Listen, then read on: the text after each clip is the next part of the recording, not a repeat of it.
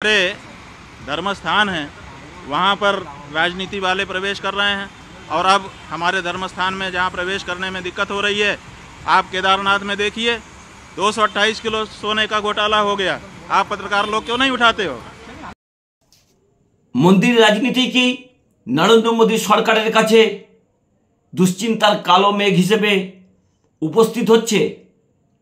लोकसभा भोटेर पर थेकेई प्रथम जे विषयटी निये चर्चा हयेछिलो, जेभावे राम मंदिर असम्पूर्ण अवस्थाय उद्बोधन करा हयेछे, सेई राम मंदिरेर छाद फेटे जल पड़छे प्रभु रामेर माथाय। এই মন্দির যখন উদ্বোধন করা হয়েছিল অসম্পূর্ণ অবস্থায়, চারজন শঙ্করাচার্য প্রশ্ন তুলেছিলেন অসম্পূর্ণ মন্দিরকে উদ্বোধন করা ঠিক নয়, যা ধর্মীয় আবেগকে আঘাত করে। সেই ঘা শুকোনোর আগেই নতুন করে একটা দুশ্চিন্তার কালো মেঘ নরেন্দ্র মোদীর কপালে আসতে চলেছে। কেদারধামের মহারাজ থেকে শুরু করে অনেকেই প্রশ্ন তুলতে শুরু করেছেন। যোশীমঠের মহারাজ তিনি প্রশ্ন করেছেন 228 কিলো সোনা নাকি এই মন্দির থেকে গায়েব হয়ে গেছে, এই সোনা কোথায় গেল? তা নিয়ে কিন্তু উত্তরাখণ্ডের ধামি সরকার কোনো মন্তব্য করতে চাইছেন না। গত কয়েকদিন আগে যোশীমঠের শঙ্করাচার্য এই প্রশ্ন করেন যে সেই যে 228 কিলো সোনা, সেই সোনা কোথায় গেল? তা নিয়ে কিন্তু গদি মিডিয়াও যথেষ্ট চুপ করে রয়েছে। ইতিউতি একটা আধটা খবর হয়েছে, তা নিয়েই কিন্তু এই শঙ্করাচার্য প্রশ্ন তুলেছেন। তিনি কি বলেছেন আগে শুনুন, তারপরে আপনাদের সঙ্গে বেশ কিছু বিস্ফোরক তথ্য আপনাদের সামনে এই কেদার মন্দির নিয়ে আসবো।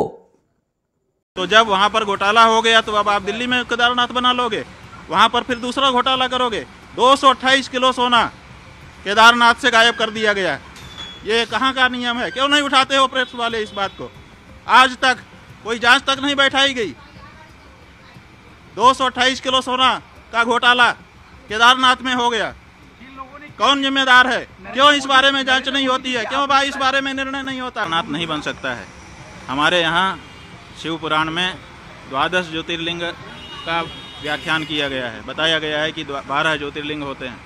12 ज्योतिर्लिंगों के जहाँ नाम बताए गए हैं वहीं पर उनका पता भी बता दिया गया है। और ये कहा गया है जैसे सौराष्ट्रे सोमनाथम, पहले कहा सौराष्ट्र माने पता, उसके बाद कहा सोमनाथ, उसी तरह से केदारम हिमवत पृष्ठे, जो केदार है वो हिमालय के पृष्ठभाग में है, माने हिमालय में केदार है। तो आप दिल्ली में कहाँ से ला के रख दोगे केदार को? जब पता साफ साफ बताया गया है कि ये यहाँ लोकेटेड है, तो आप उसका लोकेशन क्यों बदलना चाहते हैं? क्यों जनता को भ्रम में डालना चाहते हैं? आप भगवान के 1000 नाम है, किसी नाम से स्थापना करके पूजा करिए, लेकिन केदारनाथ धाम दिल्ली में बनेगा, ये अनधिकार चेष्टा है और ये नहीं होना चाहिए। सत्यि तो केदारनाथের যে 228 কিলো সোনা, সেই সোনা কোথায় গেল? ধামি সরকার এখনো পর্যন্ত কেন উত্তর দিচ্ছেন না? এই প্রশ্ন কিন্তু সাধারণ মানুষের মধ্যেও আসছে। এই মুহূর্তে বহু মানুষ কেদার যাত্রা করছেন। হাজারে হাজারে মানুষের কাছে কিন্তু এই প্রশ্ন ইতিমধ্যে উঠতে শুরু করেছে। সেখানে বিভিন্ন ধর্মীয় মানুষ তারা কিন্তু বিক্ষোভ পর্যন্ত করতে শুরু করেছেন। তাদের দাবি অবিলম্বে কেদারনাথের 228 কিলো সোনা ফেরত দিতে হবে। ধামি সরকার কিন্তু কোনো মন্তব্য করছেন না। বেশ কিছু বিস্ফোরক তথ্য কিন্তু এই কেদার মন্দির নিয়ে বা কেদার ধাম নিয়ে ইতিমধ্যে উঠতে শুরু করেছে। দিল্লিতে নাকি একটা কেদার ধামের বিকল্প কেদারধাম তৈরি করার চেষ্টা হচ্ছে বহু কোটি টাকা ব্যয় করে।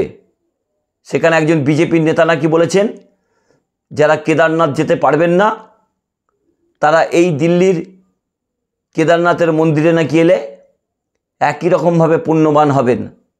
তা নিয়ে কিন্তু বিস্তর সমালোচনা সমাজ মাধ্যমে শুরু হয়েছে।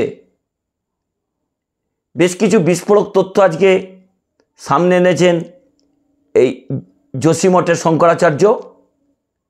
তিনি বলেছেন যেভাবে ভারতীয় জনতা পার্টি প্রবেশ করার চেষ্টা করছে তা কোনো মতেই তারা মেনে নেবেন না।